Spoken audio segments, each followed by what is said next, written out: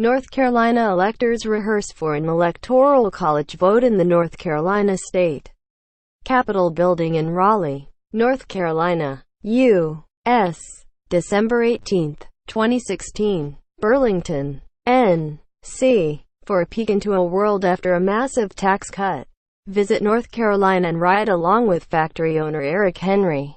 Conservative groups have hailed North Carolina as a model of a tax overhaul since it began slashing state, corporate, and individual tax rates 4 years ago. And one of the effort's main architects, Tom Tillis, is now in the U.S. Senate, where early Saturday he joined 50 other Republican senators in voting for a $1.5 trillion federal tax overhaul, a plan that employs many of the same tactics already in use here. But as Henry drove through the conservative, rural county he's called home all his life, he had trouble seeing many benefits of the tax cut. Business was good, but it wasn't good enough that he could give his 20 workers significant raises. And there were growing worries that the lost tax revenue, estimated at $3.5 billion this year alone, was beginning to significantly hurt core public services such as schools. "I don't know the people who this benefits," Henry said of the North Carolina tax cut. Subscribe to the Post-Most newsletter. Today's most popular stories on the Washington Post. Changing the national tax code is much different from changing a state's code. But what's happening today in North Carolina offers potential clues about the grand experiment with tax cuts the entire nation is close to embarking on, with Republicans appearing confident they can send final legislation to President Trump by year's end. The tax changes in North Carolina haven't produced the fiscal calamity that led Republican legislators in Kansas this year to reverse dramatic cuts they passed a few years earlier. But nor have they produced the kind of win for all economic prosperity national Republicans say their effort will spur. Instead, North Carolina has enjoyed the same steady growth as much of the country, making it challenging to estimate the impact of the tax cut compared with the many other factors shaping the state's economy. "There is nothing magical that has happened in North Carolina," said John Quinterno, an economic analyst at the Chapel Hill-based research group South by North Strategies. Henry, 60, runs a t-shirt manufacturer called TS Designs, which sources all its material locally. His company almost went belly up in the mid-1990s when free trade pacts such as the North American Free Trade Agreement opened the borders to cheap foreign textiles. Henry knew he couldn't compete on price, so he rebuilt his business around selling a higher quality, locally made product instead. He's been doing well in recent years. This summer, the company notched its best production month ever, allowing Henry to pay a bonus to his workers. He says the nation's overall strong economy is what benefits him. Henry was driving one day late last week to give a talk at nearby Elon University. It was on campus that Henry ran into Jason Cox, 37, who owns several Jimmy John's franchises and commercial real estate projects.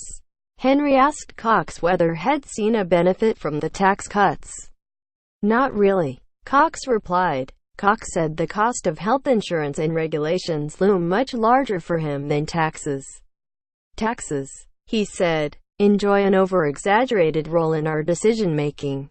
State cuts and a warning taxes have long been targeted by many conservatives as obstacles to economic growth." In 2013, the Republican-controlled legislature in North Carolina started rolling back taxes. The then-governor labeled it the Carolina comeback and sold the plan as a way to energize a state economy growing sluggishly after the Great Recession. The corporate rate dropped in steps from 6.9% to just 3% this year, the lowest in the nation among states that have such a tax. The rate is set to fall to 2.5% in 2 years. Personal income tax went from a progressive rate that topped out at 7.75% to a flat 5.75%. This year, it fell again to 5.49%. The state also abolished its estate tax and expanded the sales tax to include more services, such as ticket sales and auto repairs. I think North Carolina is an example of successful tax reform, said Jared Walzak, a senior policy analyst at the right-leaning Tax Foundation. He praised the state for not only lowering rates but eliminating preferential rates for certain industries, creating a more neutral tax code. Supporters boast that just last month, North Carolina was named No. 1 on Forbes' annual list of the most business-friendly states. That was a first, although it was just a moderate improvement from earlier years, when it has finished in the top 5. Generally, it's part of what's helped our economy to bounce back. Lou Ebert, president of the North Carolina Chamber of Commerce, said of the new tax structure, North Carolina's recent history as a tax-cutting state is much less known and much less turbulent than Kansas. A year before North Carolina launched its overhaul, Kansas' Republican-dominated legislature cut rates, with Gov. Sam Brownback, R., predicting an adrenaline shot of economic growth. He openly described it as an experiment on the pro-growth strategies touted by conservative think tanks and politicians. It didn't work well for Kansas, said Jason D. Backer, an assistant professor of economics at the University of South Carolina who co-authored a study that used tax return data to find that Kansas' strategy generated almost no new economic activity. We struggled to find anything, D. Backer said. What researchers did find was that the state's tax coffers were hit hard. The net effect is the state is reeling from a huge budget deficit, said Wally Meyer, director of entrepreneurship programs at the University of Kansas Business School. In June, Republican lawmakers raised taxes, even overriding a governor's veto to close a $900 million hole in the state budget. So far, North Carolina has fared better. The state economy and the number of new jobs have grown slightly faster than in the nation at large since the tax cuts began, said Michael Walden, an economics professor at North Carolina State University.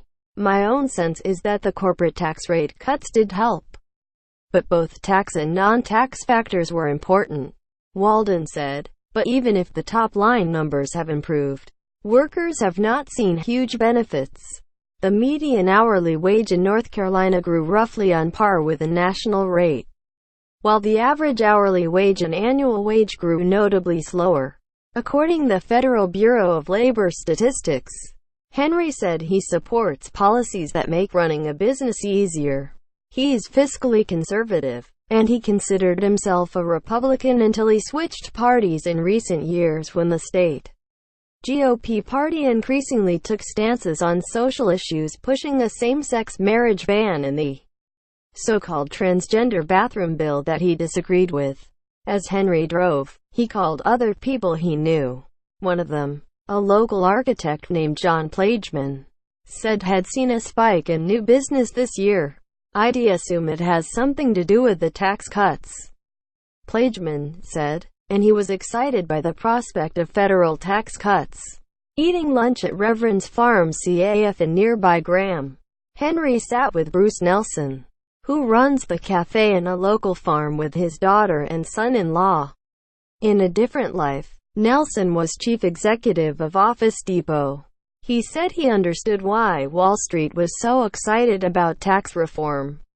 It's all about earnings per share, Nelson said. Lower taxes mean higher earnings. But Nelson said he doubted the cuts would generate significant corporate investment. Companies already need to be ruthless about lowering costs. He couldn't imagine a company waiting for a tax cut to become more efficient.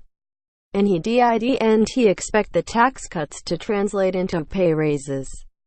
There is no such thing as trickle down, Nelson said. Cuts all around while North Carolina's economy has chugged along.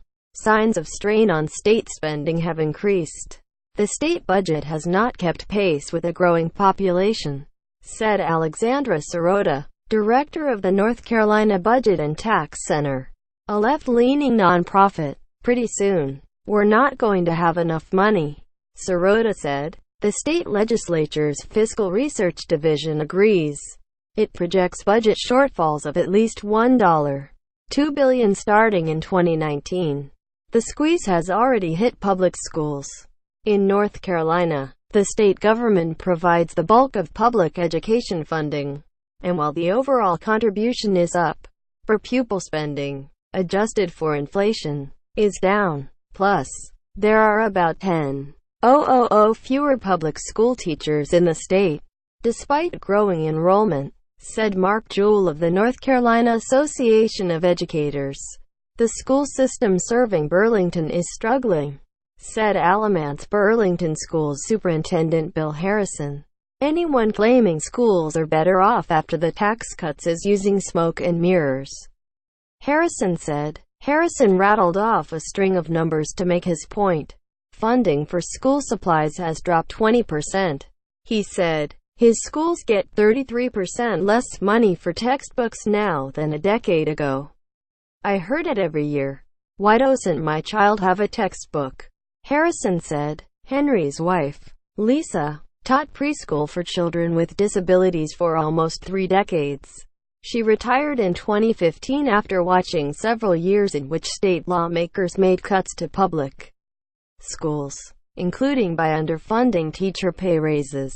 "It just felt like a huge slap in the face," Lisa Henry said. As the sun started to set, Henry drove back to his company. Just a few employees were still around.